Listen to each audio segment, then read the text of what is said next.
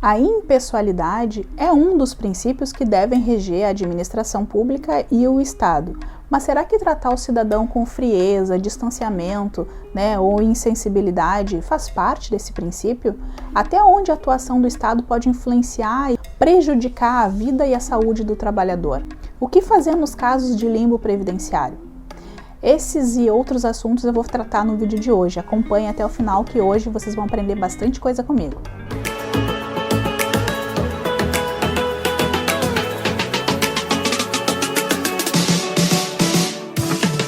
Olá, sejam bem-vindos ao canal da Trabalhista. O meu nome é Aglaé Dutra e hoje vou falar sobre limbo previdenciário e, dentre outras coisas, como a atuação do Estado pode influenciar e prejudicar a vida e a saúde do trabalhador. E para falar sobre esses assuntos, eu escolhi o filme Eu, Daniel Blake. Eu vou deixar o filme disponível para vocês aqui no canal, vou deixar o link aqui na descrição. Ele está dublado, mas está completo, então se vocês não se importam em assistir filme dublado, ele vai estar disponível para vocês, tá bem? Esse filme foi gravado em 2016, ele se passa numa cidade no Reino Unido, mais ou menos perto de Londres, e o Daniel, ele é um senhor de 59 anos, que tem 40 anos de profissão, ele é marceneiro, trabalha de forma manual e sofre um infarto durante o horário de trabalho. E aí, depois de sofrer esse infarto, começa uma verdadeira peregrinação na vida dele para tentar receber o auxílio doença.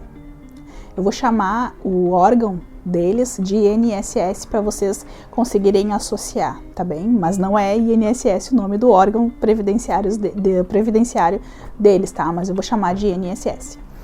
E aí, ele tem recomendação médica para não trabalhar, o médico dele diz que ele não pode retornar ao trabalho, e aí, diante disso, ele vai solicitar o auxílio doença para o INSS.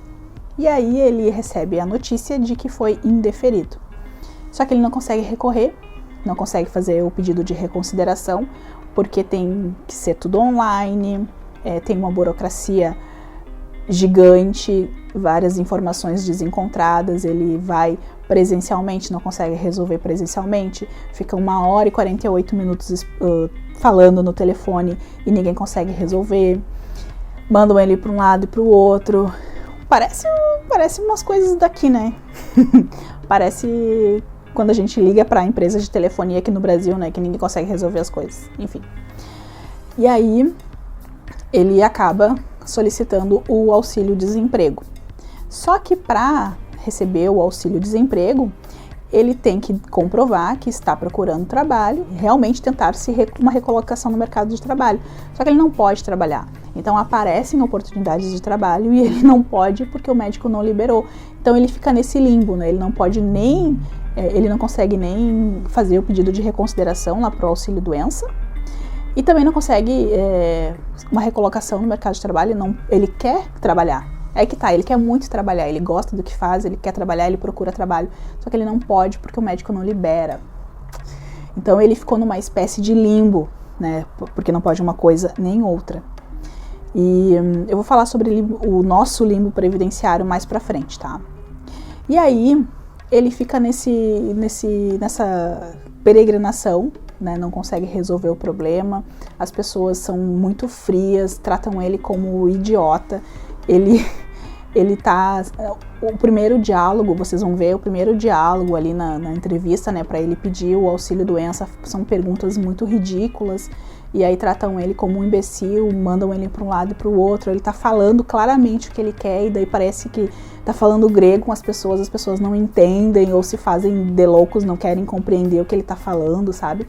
E aí tem, assim, um sistema engessado, que qualquer coisa que destoe, que seja diferente do que o cidadão está querendo, eles não conseguem resolver. E os funcionários não fazem questão de entender, não fazem questão de resolver o problema, com exceção de uma pessoa que se compadece com ele, tenta ajudar, mas aí acaba também sendo penalizada, sabe? Parece o sistema em si foi montado, parece para a pessoa desistir. Não só desistir, não leva em consideração as peculiaridades das pessoas, as especificidades das pessoas, porque ele é um senhor, o trabalho dele era totalmente manual, ele não era, né, ligado em tecnologias, portanto ele não tinha familiaridade, né, com computador, internet, essas coisas, então ele tinha que ter ajuda e, né, os funcionários não faziam questão de ajudar. Tem umas cenas que causam uma aflição muito grande, assim, porque a gente consegue sentir, né, a dor dele e vai entrando, assim, naquele problema do personagem e tentando, assim, meu Deus, como assim? Como vocês não estão resolvendo? Meu Deus do céu, resolvam isso. Então, é uma aflição muito grande, assim, é um filme que vocês vão passar muita raiva, tá? Eu tenho certeza que vão passar muita raiva, mas vale muito a pena, porque ele tem diversos recortes, tem várias coisas que podem ser discutidas, né? Por exemplo, a questão do desemprego, como o desemprego impacta na vida das pessoas, o que o desemprego força as pessoas a fazerem, né? A questão de exploração da mão de obra, né? A pessoa que trabalha e é mal remunerada, né?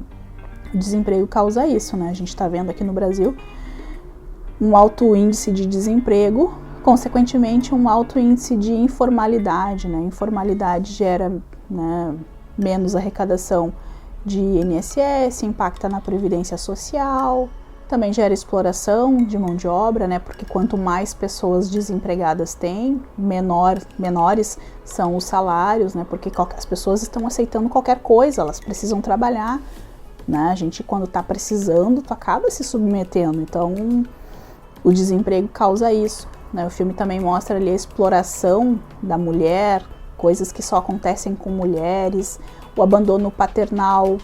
Nossa, o filme é muito rico, tem muita coisa para discutir. Outra coisa que o filme mostra é a presença do Estado, né, no direito penal, porque ao mesmo tempo em que ele é ausente lá nas questões sociais, né, tratam o cidadão como um idiota, né, como um imbecil, ele é totalmente presente ali quando ele comete uma pequena infração. Uma das cenas do filme, que é ele pichando lá o prédio da Previdência Social deles, rapidamente a polícia é acionada, ele é preso e tudo mais. Então isso mostra, né, que o cidadão ele tem muitos deveres, mas aí quando vai exigir os seus direitos, o Estado acaba deixando a desejar. Também tem esse lado.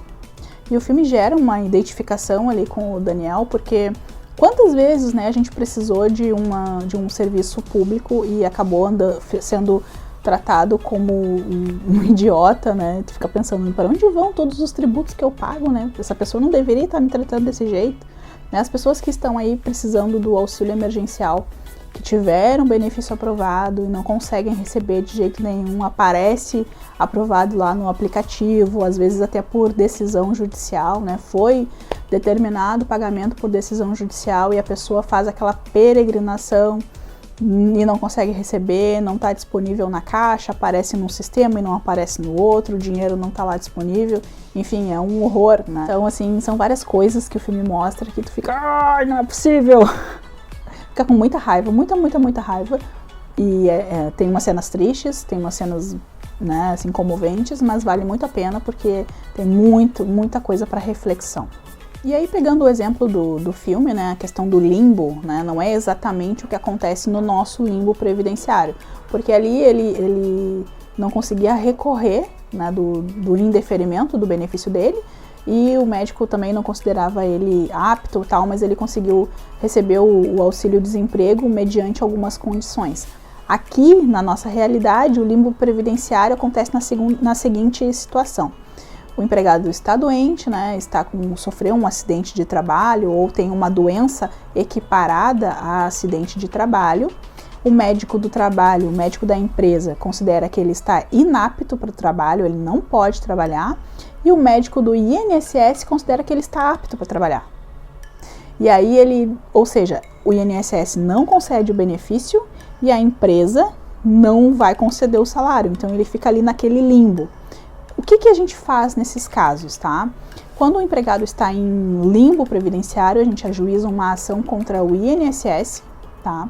Para que o INSS conceda ou restabeleça o auxílio doença, porque o empregado não pode ficar sem renda, né? Porque o salário tem caráter alimentar, né? Ele serve para a subsistência do trabalhador, então ele não pode ficar desassistido. Mas enquanto o empregado está em discussão ali com o INSS, se recebe, se não recebe, a empresa tem que ficar responsável pelo pagamento do salário. Porque se o empregado recebeu alta do INSS, né, hipoteticamente não tem nada a ver com o INSS, né, ele está ali em discussão e tal, a empresa, né, o contrato volta a produzir os seus efeitos ali perante a empresa.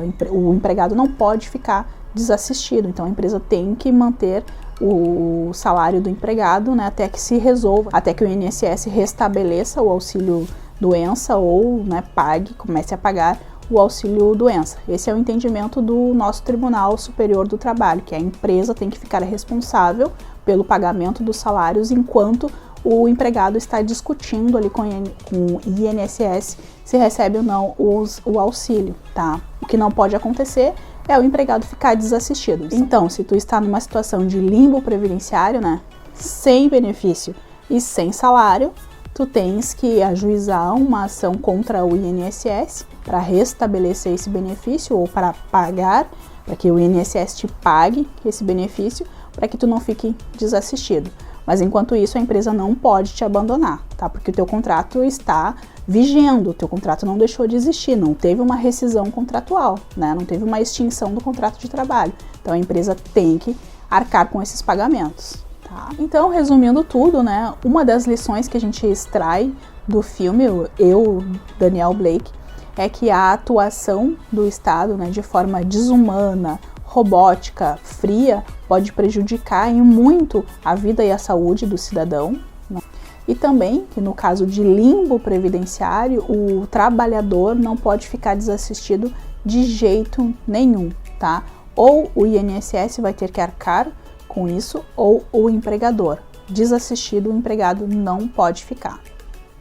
Então hoje eu fico por aqui. Se vocês gostaram, deixa o like no vídeo, se inscrevam no canal, ativem o sininho para receber as notificações dos próximos conteúdos e me segue lá no Instagram, no @AglaiaDutra. Lá eu tô sempre postando dicas, né, para os trabalhadores e trazendo informações relevantes para vocês não deixarem passar nenhum direito, tá bem? Te vejo no próximo vídeo e até a próxima. Tchau, tchau!